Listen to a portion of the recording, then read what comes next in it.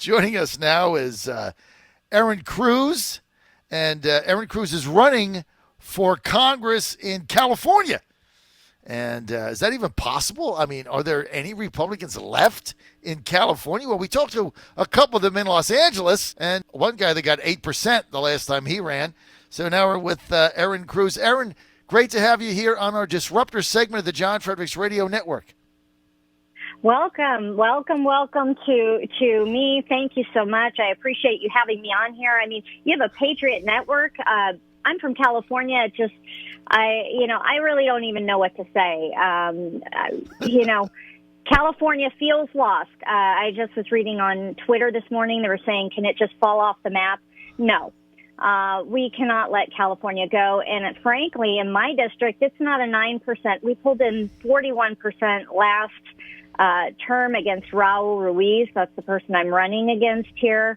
And that's just not good enough, not in my book. So that's why I'm running. I believe that I'm a viable candidate. We can win, but we have to meet the people where they're at. Unfortunately, the Republican Party is not getting out to the communities. They're not going and talking to regular people. And that's what I aim to do, really reach people where they're at. Meet them where they're at and build those relationships. So far, so good here in the state, in my district at least, even despite how liberal it is here in the Coachella Valley. So, we're working hard here. We're fighting for something that a lot of people don't believe in. And I know I'm not alone here in California. There are a lot of conservatives that won't give up. I was born and raised here. I'm not about ready to leave. And people need to remember, if California goes, so goes the nation. That's just how it works. As we can see, liberalism is spreading. We're watching Washington, Arizona, New Jersey, New York, Florida, even parts of Arizona going blue, Tennessee a bit. So, folks need to grasp the fact that socialism isn't going away. Look at Congress. It's getting worse. We have to nip this thing in the bud while we have the opportunity. Erin Cruz, let me ask you this. The valley you represent, it's you're in the 38th district there? I'm in the 36th district. I'm sorry, 36. And that's in California, Southern California, in Riverside County. If you've heard of Palm Springs, yes. The place where the Hollywood elites used to go play and sometimes still do, that's the area. So, okay, so you're in the given Palm the Springs. fact that that is the case, we still are largely Republican. Now, many years ago, when I got married, we did our honeymoon in Palm Springs, and this is, I'm sure it's gone now. It was many years ago. I've been married a long time, Erin, but I honeymooned. We stayed at the Merv Griffin Resort and Hotel. I'm not even sure if it's there anymore, but it was the Merv Griffin. I don't know why we went there, but we had a fabulous time in Palm Springs back in the day. And it was a big golf resort. And it's still a fabulous place. It's still a fabulous place. The people are wonderful, kind. There are a lot of vacationers, snowbirds, a lot of retirees, service individuals who support the community in terms of the tourist population that come here. It is a wonderful place to live and play. Unfortunately, we have a corrupt, now career politician who plays I'm great, Mr. Dr. Nice Guy. I can do no wrong. All I do is help the people. Talking points, when in fact he's voting liberal with the progressive Democrats like Maxine Waters, Adam Schiff, Nancy Pelosi, 90 to 95% of the time. In fact, he just authored a bill that the Hispanic Caucus just pushed forth, and the bill looks great. Help these poor trafficked children who get brought over the border, except for that one line item. He wants to keep these poor children who've been trafficked here by adults with the adults who brought them here, ignoring the fact that 80 to 85% of those poor children are not with somebody who's a relative, and possibly are victims of an enemy who only aims to hurt them. So this gentleman is bad news for the community. And unfortunately, I don't believe the community really knows what he's doing up in D.C. And that's in part the media's fault as well. And this is the Democratic incumbent Raul Yes, Ruiz, who holds a seat now that you're trying to oust in there. Now, when I went there on my honeymoon, you know who the congressman was there? Sonny Bono. Now, he died, right. as you know. He had a. But when we went out there, I remember for our honeymoon, Sonny Bono, right, married to Cher, he was the Right. congressman, and he was very conservative, as I remember. Because I remember we were out there for a honeymoon. We never got a chance to meet him, but he had an event out there that somebody invited us to. I just didn't feel like doing politics on my honeymoon, and neither did Ann. But he was very conservative. So how did the district go from Sonny Bono to Raul Ruiz? Well, right. Well, it didn't just, well, it kind of did just go from red to blue. However, what we have to look at are a few things. They redistricted. That's part of it. And when they redistricted, it went largely blue. When we look at the congressional seats, yes, they have been largely blue historically, and there's been a fight to take back the region in terms of Republicans and more conservative leadership. However, on other levels of government throughout the valley, because, this is a very large district, there are many Republicans, and we are considered in many ways a red county. So this is something where I believe it comes down to a lot of different things, and one of the main things is messaging, community outreach, and reaching to people and letting them know they still have a voice. And being that this valley is now 49+% Hispanic, that's going to be a large part of our outreach, reaching those people where they're at. Most of these people are working. They're supplying and serving those tourist infrastructures, hotels. They're working in restaurants, spas, and other things. And we need to really be better as the Republicans that we are in getting out to those regular everyday folks, and not just catering to the elites or the people on the golf courses and the money, because this is why I believe a lot of California is losing out, is because of that lack of messaging. So we're going to do better, and so far so good. You're on the John Fredericks Radio Network, trucking the truth across America. This is your political disruptor segment. And we are with Erin Cruz. Erin, Republican candidate for Congress in California's 36th district, that's currently represented by Democratic incumbent Raul Ruiz, radical Democrat there, no matter what he says. If you look at his voting record, 2018 in the midterms, the Republican challenger there got 41%. Erin trying to flip that, make it more competitive. Erin, do you have any Republican opposition for this seat in the nominating process? So far, no. I believe that the Republicans here in the Valley learned a great big lesson last race. There was a lot of energy put on somewhat of a big pool on the Republican side. We have what's called the top two vote getters, whether they're Democrat or Republican, go up for the election. So you make it or break it in the primary. And when those other Republicans ran against, what seemed to be the most predominant person in the race, it drained a lot of finances, energy, caused division. And the Republicans here seem to be extremely focused on backing the one strong candidate who can make it against Raul. The people seem very poised to send a strong message to the Democrats. We are not going to be feeding your talking points any longer. We're getting down to business, and we want this seat.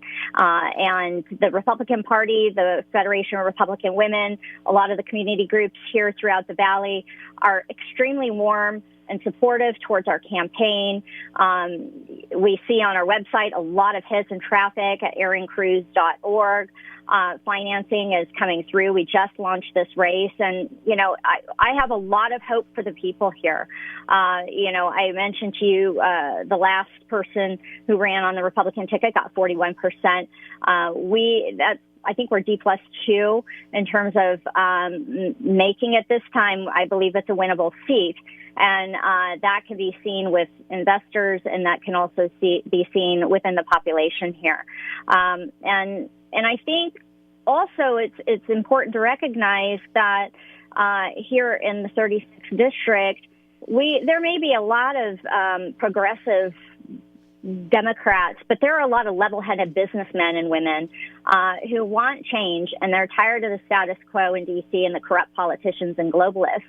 They want to see level-headed business decisions made, and they want to have their voice heard in D.C., and that's what we represent. So it's looking real positive. Tell us about Erin Cruz. Erin, I mean, it sounds like you're in a district that should do better than 41%. I mean, it was once represented, like I said, when I went on my honeymoon there, by Sonny Bono. So it's got conservative roots. Palm Springs is in the center of it.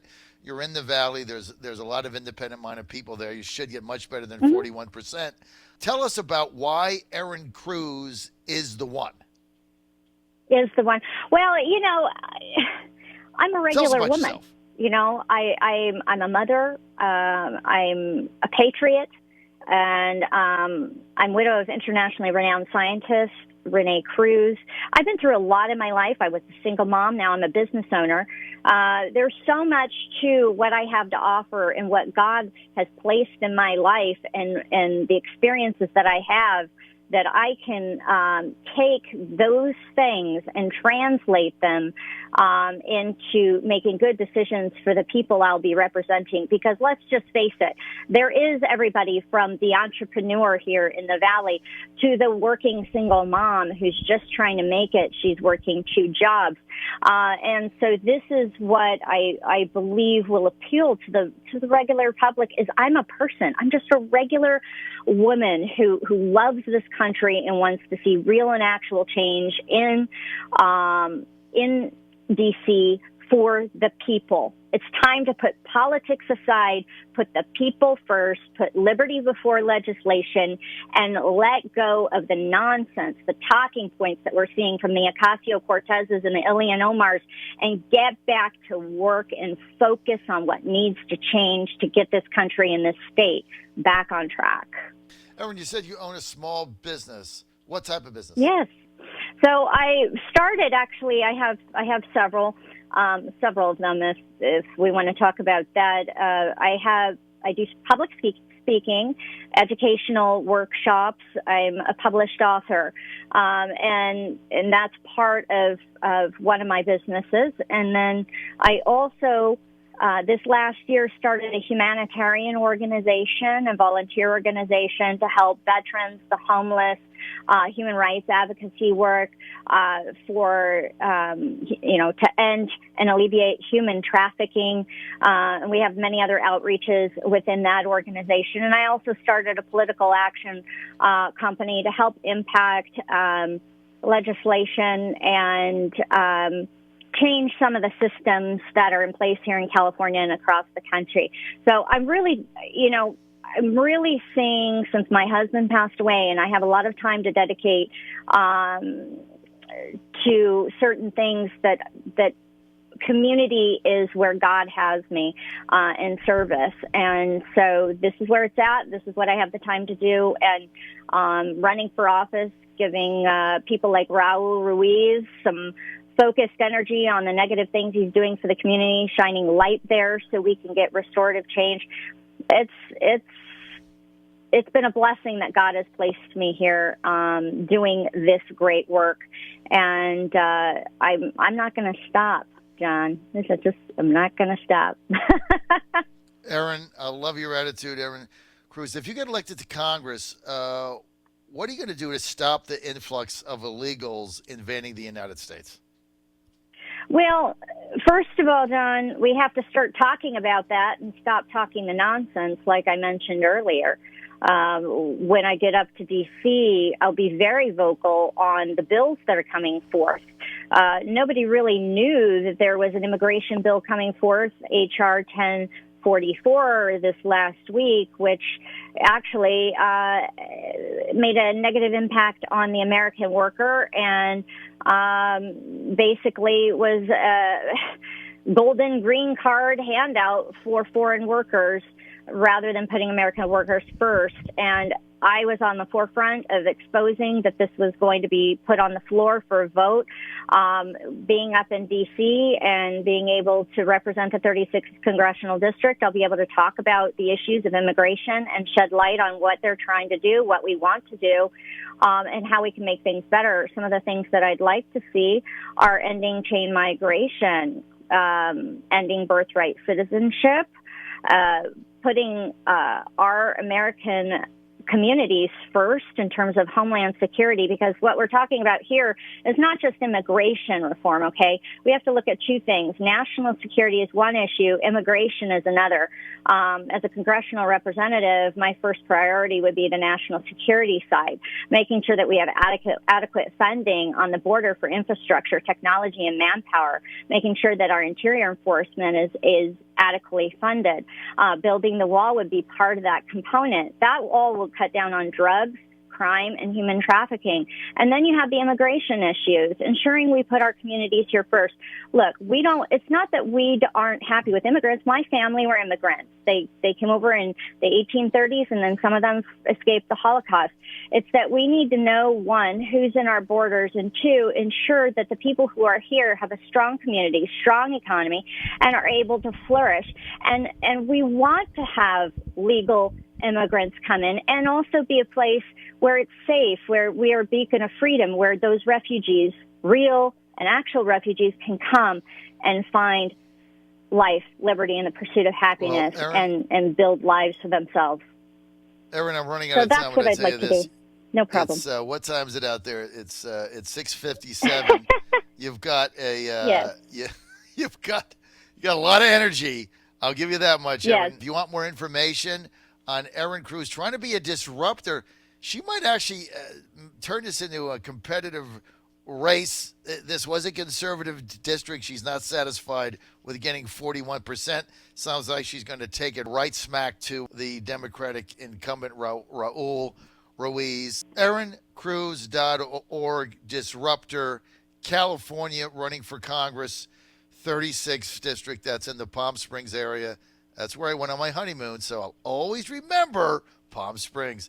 Erin, thanks for being with us. And find out for me if the Merv Griffin Resort is still there. I think I went 30 years ago or something like that. They probably got raised or something. ErinCruz.org.